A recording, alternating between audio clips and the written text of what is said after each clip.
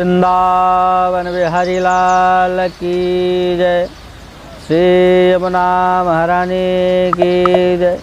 युगल बिहारी सरकार की जय। श्री राधा रमण देवजू सरकार की जय। बहुत बहुत स्वागत है आप सबका हमारे आश्रय वृंदावन परिवार में। आज पुनः इस दिव्य लीला स्थली यमुना पुलिन पर हम उपस्थित हैं आप सबके समक्ष, और आपका बड़ा ही स्नेह और प्यार हमको मिल रहा है। इसी प्यार और स्नेह के बल पर हम इस भक्ति मार्ग की यात्रा को हम आगे बढ़ाएंगे और बढ़ाते रहेंगे। नित्य अनवरत इस लीला कथा को विस्तार पूर्वक कहते रहेंगे। और ये एक ऐसा बीड़ा हमने उठाया है महाराज, बड़ा ही अतिशय कठिन है, परंतु आप सबके प्यार और स्नेह से हम इसको सहज ही पार करने में सक्षम हो सकते हैं, क्योंकि भक्त की कृपा के बिना भगवान भी नहीं मिलते। ठाकुर जी का जब दर्शन करने के लिए ध्रुव जी चल तो पड़े, लेकिन मार्ग पता नहीं था, तो जंगल में श्री नारद मुनि कृपा करके वहाँ पधारे थे। उन्होंने उनको उपदेश किया था, ओम नमो भगवते वासुदेवाय, इस मंत्र का उपदेश करके उनको भगवत प्राप्ति कराई थी। तो उसी नारद के रूप में, संत मुनि महात्माओं के रूप में, भक्तों के रूप में हम आप सबों के प्यार और स्नेह को देखते हैं। तो आपका प्यार और स्नेह मिलता रहेगा तो कहीं ना कहीं हमारा भी ये भक्ति योग सिद्ध हो जाए। आज उसी भक्ति योग की चर्चा हम भक्ति रसामृत सिंधु में करने वाले हैं, जो कि श्री रूप गोस्वामी जी ने भक्ति की व्याख्या करके भक्ति को रस के रूप में प्रतिष्ठापित किया है। आज उसी की चर्चा कर रहे हैं।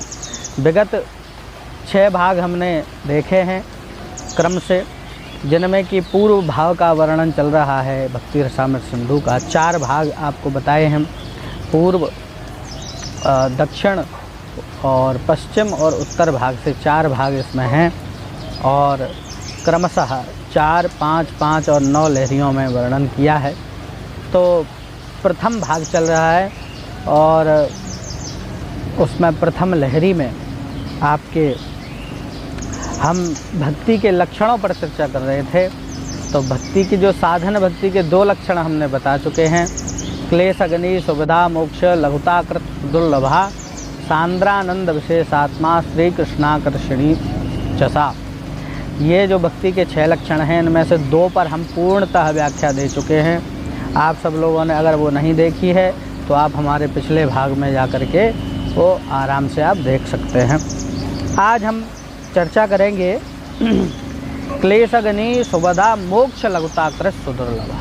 मोक्ष लघुताकृत और सुदुर्लभा पर भक्ति मोक्ष लघुताकृत है, मोक्ष को अतिशय लघु करने वाली है। मोक्ष रूपी जो सुख है, जो ब्रह्म सुख है, उसको अतिशय तुच्छ कर देने वाली भक्ति है। इसी पर आज चर्चा कर रहे हैं हम। तो आइए देखते हैं। कल हमने चर्चा की थी शुभदायिनी पर। शुभ जो है 4 प्रकार के होते हैं, आपको बताया था।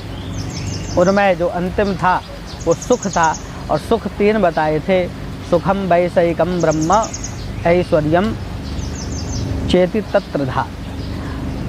वैषयिक सुख, ब्रह्म सुख और ऐश्वर्य सुख, ये 3 बताए थे। इनकी भी चर्चा विस्तार पूर्वक की थी, आप पिछले भाग में जा करके देख सकते हैं। तो आइए चलिए अब प्रारंभ करते हैं कि मोक्ष लघुता कर, मोक्ष को कैसे लघु भक्ति कर देती है, उसकी एक झलक हम देखते हैं। तो 33वां श्लोक है ये भक्ति रसामृत सिंधु का, और इसको क्या कहा है जरा देखते हैं रूप गोस्वामी जी ने। उन्होंने कहा है कि मनागेव प्ररूढ़ायाम हृदय भगवद रतौ पुरुषार्थास्तस्तु चत्वारस्त्रणायन्ते समन्ततः। कह रहे हैं कि हृदय में यदि तनिक सा भी प्रेम अर्थात रति के उदय होने पर, रति अर्थात श्री कृष्ण भक्ति, मतलब तनिक सी भी श्री कृष्ण रति हृदय में उदय होने पर धर्म अर्थ काम और मोक्ष ये चारों महाराज तृण के समान हो जाते हैं उस भक्त के लिए। तो कितनी बड़ी बात कह रहे हैं। अर्थात भक्त की दृष्टि में वे अत्यंत तुच्छ हो जाते हैं महाराज, और भक्त धर्म अर्थ काम मोक्ष इन चारों से ऊपर उठ जाता है और नित्य धाम में वास करता है। सदा सर्वदा के लिए ठाकुर जी की सेवा में नियुक्त हो जाता है महाराज। और भी कह रहे हैं, नारद पंचरात्र का यहाँ पर एक श्लोक उद्धरण देते हैं श्री रूप गोस्वामी जी। कहते हैं कि हरि भक्ति महादेव्या सर्वा मुक्त्यादि सिद्धयः भुक्त पश्चात भूतास्तस्याश्चेटिका वदनुव्रता। जैसा कि नारद पंचरात्र में भी कहा गया है, मुक्ति आदि सारी सिद्धियां और अनेक प्रकार के संसार के सुख भोग दासियों की तरह उस भगवत भक्ति रूपा महारानी के पीछे पीछे चलते हैं। तो कितनी बड़ी बात है। जो भगवान के भक्त हो जाते हैं, जिनके अंदर भक्ति विराजमान हो जाती है, उनके पीछे महाराज अष्ट सिद्धियाँ, नवनिधियाँ और संसार के अनेक सुख पीछे पीछे चलते हैं महाराज, लेकिन वो उनको ग्रहण नहीं करते। और भागवत में भी तो बहुत भूरी भूरी भक्तों का वर्णन किया गया है। भगवान के बिना मत सेवनम जना, भगवान की सेवा के अतिरिक्त और कुछ मांगते ही नहीं है भक्त, तो केवल भगवान ठाकुर जी की जो है भक्ति को ही सदा सर्वदा के लिए मांगते हैं। क्यों मांगते हैं? क्योंकि भक्ति का जो ऐश्वर्य सुख है वो उसके सामने इस मोक्ष का बिल्कुल तृणायन्ते समन्ततः, तृण के समान हो जाता है महाराज उसका सुख। क्योंकि भक्त लोग जानते हैं कि ठाकुर जी की सेवा का सुख क्या है, उस भक्ति का सुख क्या है, हाँ, इसलिए वो भक्ति को प्राप्त करने की कामना करते हैं और किसी अन्य साधनों की कामना वो करते ही नहीं है महाराज। तो मोक्ष लघुता कृतित्व ये कितनी बड़ी बात है, आप सब लोग देख सकते हैं, जान सकते हैं। और तो और ये तो कुछ नहीं है, जो 4 प्रकार की मुक्तियां हैं, सामीप्य, सायुज्य, एकत्व और सायुज्य जो भक्ति है वो मुक्ति हैं, उनको भी भक्त त्याग देता है और उनको त्याग करके वो केवल सेवा ही भगवान की चाहता है। तो ये भक्ति में इतनी सामर्थ्य है कि मोक्ष को भी लघु कर देती है। विविध नाना प्रकार के जो सन्यासी होते हैं, योगी होते हैं, समाधि लगाते हैं, अंतःकरण को निर्मल करने में लगे रहते हैं, लेकिन उन्हें मालूम नहीं है वासना इतनी प्रबल होती है, कर्माशय इतने प्रबल होते हैं, गहनो कर्मणो गति ही, कर्म की गति इतनी गहन होती है महाराज, आसानी से छूटती नहीं है। योगी सन्यासी ध्यान लगाते लगाते जन्म जन्म मुनि जतन कराही और अंतराम कहीं आवत नहीं। तो अंतिम में क्या मिलता है? कुछ नहीं महाराज। तो तात्पर्य क्या है? जब तक भगवत भक्ति रति उदय नहीं होती हृदय में, तब तक आप इस स्थिति को प्राप्त नहीं कर पाएंगे। तो इसलिए मोक्ष भी लघु हो जाता है भक्ति के सामने कहीं ना कहीं। इसलिए मोक्ष की सर्वदा मोक्ष की इच्छा को त्याग करके केवल भगवत सेवा में लग जाएं, साधु सेवा में लग जाएं, ठाकुर जी की सेवा में लग जाएं, तो हमें ये मोक्ष कहीं बहुत पीछे छूट जाएगा और हम ठाकुर जी के उस परमानंद परम ऐश्वर्य सुख में प्रवेश कर जाएंगे। और आगे अब ये तो हुआ महाराज तीसरा लक्षण, मोक्ष लघुता कृत है भक्ति, और अब जो है वो है सुदुर्लभा। अब जी भैया आप कहो कि भक्ति बस भगवान की पूजा करते रहो भक्ति मिल जाएगी, तो ऐसा नहीं है प्रभु। इतनी भी सरल नहीं है कि भक्ति को आप यूं ही प्राप्त कर लो। क्यों? क्योंकि ठाकुर जी भक्ति तो भक्ति बहुत जल्दी देते नहीं हैं। मोक्ष दे देंगे, मुक्ति दे देंगे, लेकिन महाराज भक्ति योग को वो जल्दी से देते नहीं हैं किसी को। अब देखिए इसका भी उदाहरण बता रहे हैं। 35वां श्लोक है, कह रहे हैं कि साधनौ घैरनासंगै अर्लभ्या सुचिरादपि हरिणा चाश्वदेयेति दुधा सास्यात् सदुर्लभा। कि अनासंग साधनों को चिरकाल तक करते रहने पर भी भक्ति प्राप्त नहीं होती, श्री भगवान की भक्ति को शीघ्र प्रदान नहीं करते। इसलिए 2 कारणों से भक्ति की प्राप्ति अति दुर्लभ है। इसलिए इन 2 कारणों से भक्ति की प्राप्ति अति दुर्लभ है। देखिए योग दर्शन में कहा है कि दीर्घ काल नैरंत्य सत्कार सेवितो दृढ़ भूमि। कह रहे हैं कि अनेक काल तक, दीर्घ काल तक अभ्यास किया जाए महाराज, और जब एक दृढ़ भूमि बन जाएगी तब वो उस समाधि की स्थिति में, वैराग्य की स्थिति में पहुंचता है व्यक्ति। परंतु यहाँ कह रहे हैं कि अनासंग साधनों को चिरकाल तक करते रहने पर भी वो भक्ति प्राप्त नहीं होती। आप कितनी भी कोशिश कर लो महाराज, वो भक्ति प्राप्त ऐसे हो ही नहीं सकती। अनंत काल तक आप करते रहो तपस्या तो भी भक्ति तो प्राप्त नहीं हो सकती। मुक्ति जरूर प्राप्त हो सकती है। और क्यों? क्योंकि भगवान इसको इतनी शीघ्रता से प्रदान करते ही नहीं हैं। तो भैया कैसे करेंगे? बोले कहते हैं, तंत्र में कह रहे हैं, ज्ञानतः सुलभा मुक्तिर् भुक्तिर् यज्ञादि पुण्यतः सेयम साधन साहस्रई हरि भक्ति सुलभा। अरे ज्ञान से मुक्ति सुलभ है। और भुक्ति यज्ञादि पुण्यतः, भुक्ति मतलब भोग इत्यादि, स्वर्ग इत्यादि आपको यज्ञादि पुण्यों से मिल जाएंगे। लेकिन ये जो भक्ति है, भक्ति योग है ठाकुर जी का, ये भैया अनेक साधनों के, हजारों साधनों के होने पर भी वो सुदुर्लभ हो जाती है। इसलिए बड़ी सुदुर्लभ है। अब कोई कहे महाराज कि अरे भैया इतनी सुदुर्लभ बता रहे हो आप, तो फिर भक्ति करने में तो बड़ा भैया झंझट है, हम क्यों करें फिर भक्ति? जब इतनी सुदुर्लभ है, जब प्राप्त हो ही नहीं सकती जन्मों जन्मों में, तो फिर महाराज हमारे एक जन्म में आगे पता नहीं कौन सा जन्म मिलेगा, भक्ति कर पाएंगे कि नहीं कर पाएंगे? तो इस जन्म में मिलेगी नहीं, तो अरुचि ना हो जाए इसके लिए एक अब बता रहे हैं, तेन तत्र सुलभत्वम। अब सुलभता बता रहे हैं कि भक्ति सुलभ भी है, लेकिन कैसे है जरा बता रहे हैं।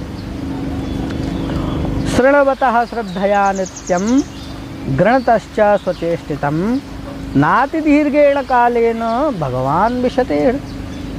अगर नित्य भगवान की कथा का श्रवण किया जाए महाराज, और उसको मुख से वाचन किया जाए, उसको भक्तों में सुनाया जाए, वितरण किया जाए, परोसा जाए महाराज, तो क्या होगा? नाति दीर्घेण कालेन भगवान विशते।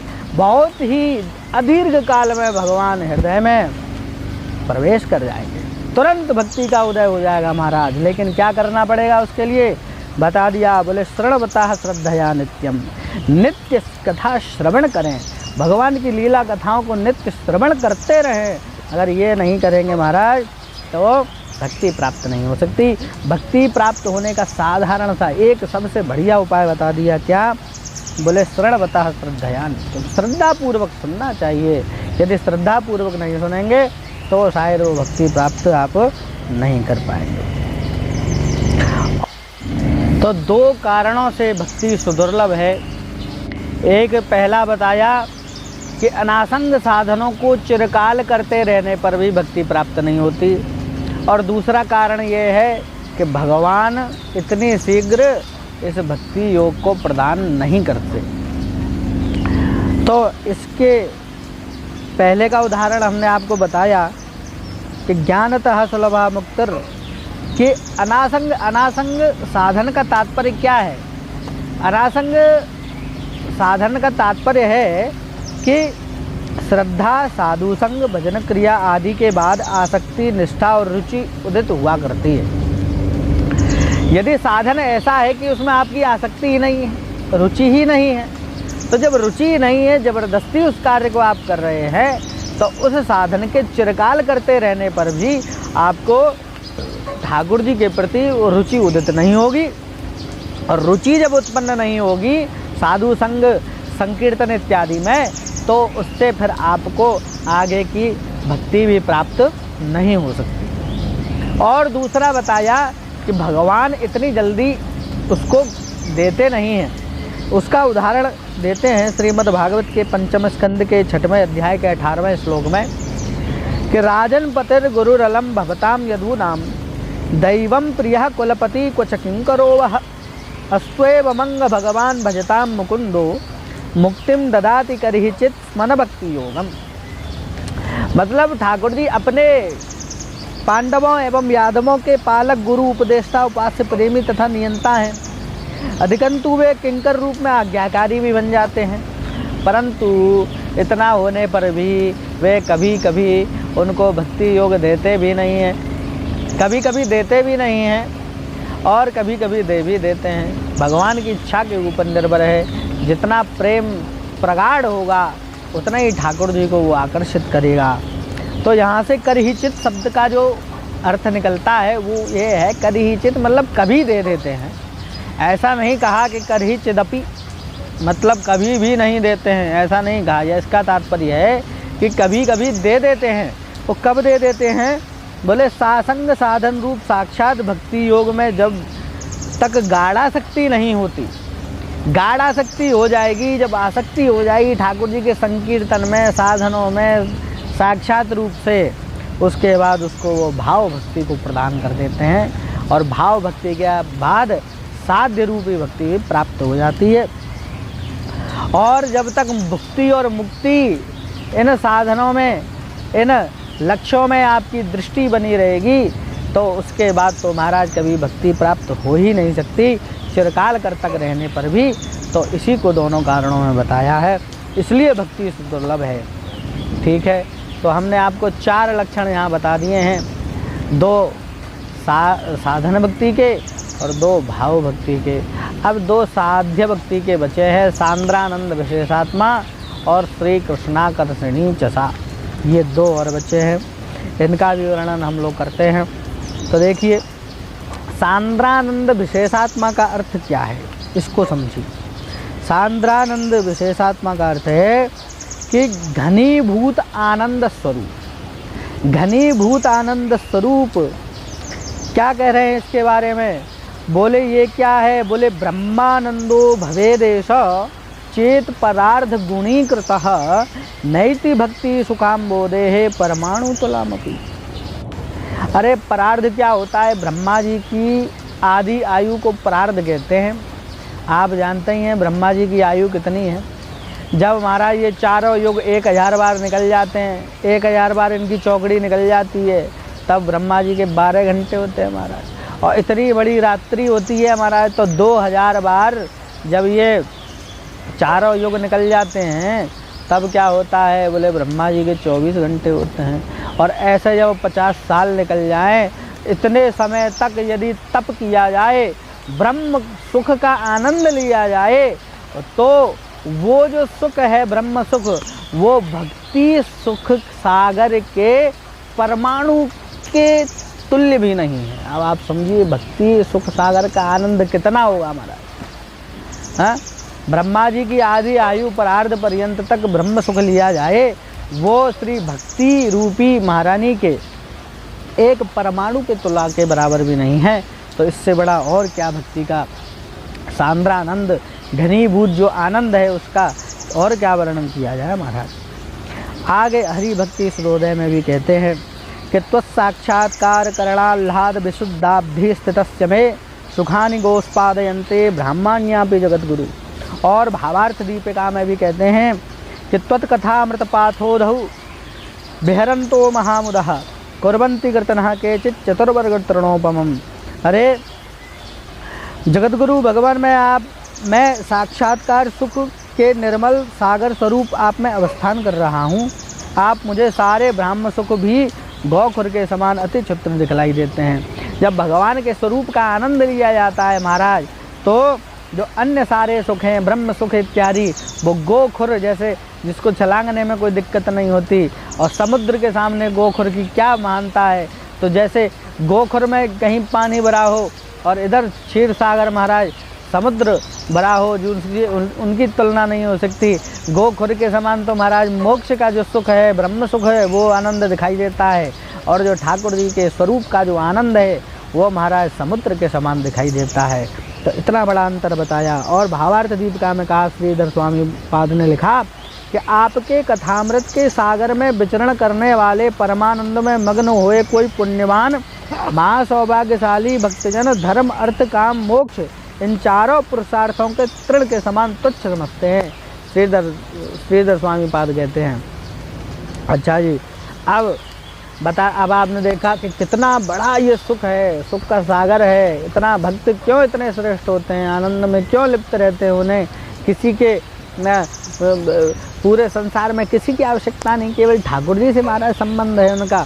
तो वो क्योंकि वो नित्य परमानंद में प्रवेश कर जाते हैं, तो उन्हें ये संसार का जो आनंद है महाराज, ये बहुत तुच्छ लगता है। वो हंसते हैं यदि कोई उनमें मग्न रहता है महाराज, किसी की चुगली करने में, किसी की बुराई करने में, और बड़े बड़े महाराज अपने बंगलों को दिखा रहे हैं, कारों को दिखा रहे हैं महाराज, तो उन पर वो भक्त एक अंदर से सोचता है, कष्ट भी होता है कि कितना घोर संसारी है ये, कितना घोर संसार में पड़ा हुआ है, और एक वो परमानंद नित्य परमानंद में वो आनंद ले रहा है साधु।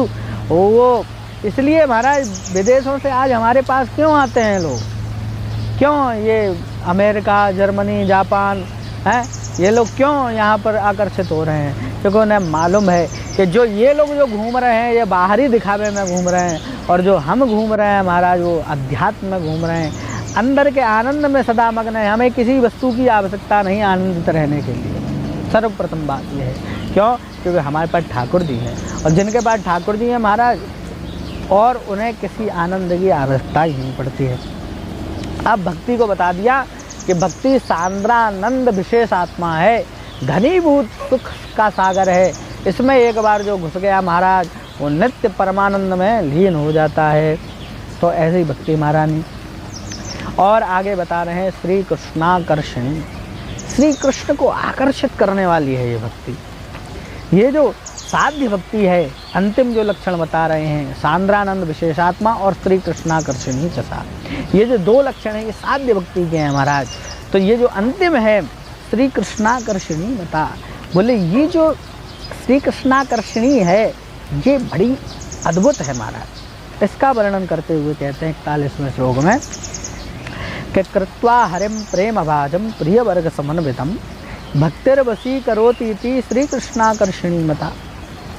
और भगवान एकादश स्कंद में भी उद्धव को कहते हैं, एकादश स्कंद का 14वां श्लोक 14वां अध्याय 20वां श्लोक, न साधयति माम योगो न सांख्यम धर्म उद्धव न स्वाध्यायस्तपस्त्यागो यथा भक्तिर्ममोर्जिता। ना मुझे योग साध सकता है, न सांख्य, न कोई ज्ञान, बोले ना कोई स्वाध्याय, तप, त्याग, कुछ मुझे साध नहीं सकता। जिस प्रकार भक्ति मुझे प्रसन्न कर लेती है वैसे मैं किसी और साधन से खुश नहीं होता। और सप्तम स्कंद में श्री नारद जी ने भी कहा है 15वें अध्याय का 75वां श्लोक, युधिष्ठिर से कहते हैं कि यूयम नृलोके बत भूरि भागा लोकम पुनाना मुनयो भियन्ति येषां ग्रहाना वसति साक्षात् गूढ़म परम ब्रह्म मनुष्यलिंगम। अरे यूयम नृलोके बत भूरि, अरे आप तो इस नृलोक में बड़े ही सौभाग्यशाली हैं युधिष्ठिर। क्यों? बोले लोकम पुनाना मुनयो भियन्ति, आपके घर में वो मुनि लोग भी आते हैं जो जगत का कल्याण करते हैं। क्यों आते हैं?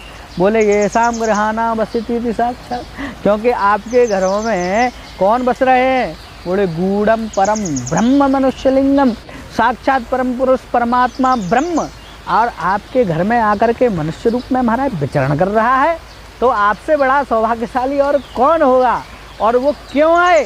बोले क्योंकि भक्ति उनके हृदय में थी। इसलिए कहते हैं श्री कृष्णाकर्षिणी चसा, श्री कृष्ण को आकर्षित करती है, मनुष्य बनने पर महाराज विवश कर देती है ठाकुर जी को। क्यों?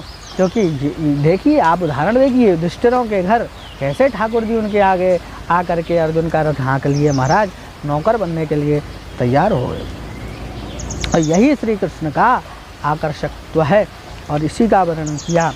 और अब आगे जो है, अब ये 6 लक्षणों के बाद अब क्रम से साधन भक्ति, भाव भक्ति और साध्य भक्ति का वर्णन होगा महाराज, विस्तार पूर्वक होगा, जिनमें वैधि भक्ति, अनुराग भक्ति, रागा भक्ति, ये सब वर्णन करेंगे आगे विस्तार पूर्वक महाराज जी। तो आगे भी यही दिए हैं श्लोक, अग्रतो वक्षमाणाया सदा भक्तिरनुक्रा द्विषड्भी पदैरेतन महात्म्यम परिकीर्तितम, कि आगे दूसरी लहरी के आरंभ में वर्णन की जाने वाली 3 प्रकार की भक्ति का क्रम से 2-2 गुणों की वृद्धि करते हुए 6 गुणों से महात्म्य कहा जाएगा। यही जो 6 लक्षण हमने बताए हैं, इन्हीं 2-2 के क्रम से आपको अगले भाग में बताया जाएगा। तो हम अगली लहरी प्रारंभ करेंगे प्रथम भाग की, पूर्व भाग की। तो आज ये 6 लक्षण पूरे हो चुके हैं, बड़ा ही हृदय से प्रसन्नता हो रही है। आप सब लोगों को आनंद आ रहा हो तो हमें ज़रूर कमेंट बॉक्स में बताएं, और जिन्होंने भी हमारे चैनल को अभी तक सब्सक्राइब नहीं किया है तो कृपा करके सब्सक्राइब कर लें और दिव्य यमुना पुलिन का आनंद लें। बहुत ही सुदुर्लभ ये स्थान है, क्योंकि भक्ति भी बड़ी सुदुर्लभ है महाराज। उसी मार्ग पर हम चल पड़े हैं, तो कहीं ना कहीं गाते गाते सुनते सुनते श्रवणवतः श्रद्धया नित्यम, ये आज ही हमने पढ़ा है कि ठाकुर जी की भक्ति वैसे तो सुदुर्लभ है लेकिन सुलभ भी है। बोले कब? बोले श्रवणवतः श्रद्धया नित्यम। जब तक आप श्रद्धापूर्वक श्रवण करते रहेंगे तो श्रद्धापूर्वक हम बोलते रहेंगे तो नाति दीर्घेण काले न भगवान विशते हृदय, वो ज़्यादा दूर नहीं है वो समय जब हमारे हृदय में ठाकुर जी विराजमान हो जाएंगे। तो इसी कामना के साथ मैं आप सबको निवेदन करूं, आप सब लोग हमसे जुड़े रहिए, आप लोग ऐसे ही प्रेम लेते रहिए, प्रेम देते रहिए हमको भी, और शेयर का बटन अवश्य दबाते रहिए और लाइक का बटन दबाते रहिए, जिससे कि हमको भी एक आनंद प्राप्त हो कि आपको भी कुछ श्रवण करने को मिल रहा है। सचमुच अगर आनंद प्राप्त हो रहा हो तो अवश्य इसको लाइक करें और कमेंट करें। जो जो आपकी भावना हो वो अपने कमेंट बॉक्स में आप रख सकते हैं, और हमारे चैनल को सब्सक्राइब ज़रूर कर लें। आश्रय वृंदावन नाम का परिवार है हमारा। आप यूट्यूब पे जाकर के सर्च करिए, फेसबुक के माध्यम से देख रहे हैं तो आप आश्रय वृंदावन ये यूट्यूब पे सर्च करिए, और अगर आपको दिक्कत हो तो महाराज मैं लिंक भी उसमें हम दे देंगे, आप उस पर कोई क्लिक करके आप डायरेक्ट हमारे चैनल पर जा सकते हैं, और भक्ति रसामृत सिंधु का संपूर्ण अध्ययन आप वहाँ जा करके कर सकते हैं। तब तक के लिए आपको मेरा कोटि कोटि वंदन, नमस्कार, प्रणाम, जय जय श्री राधे, हरि बोल।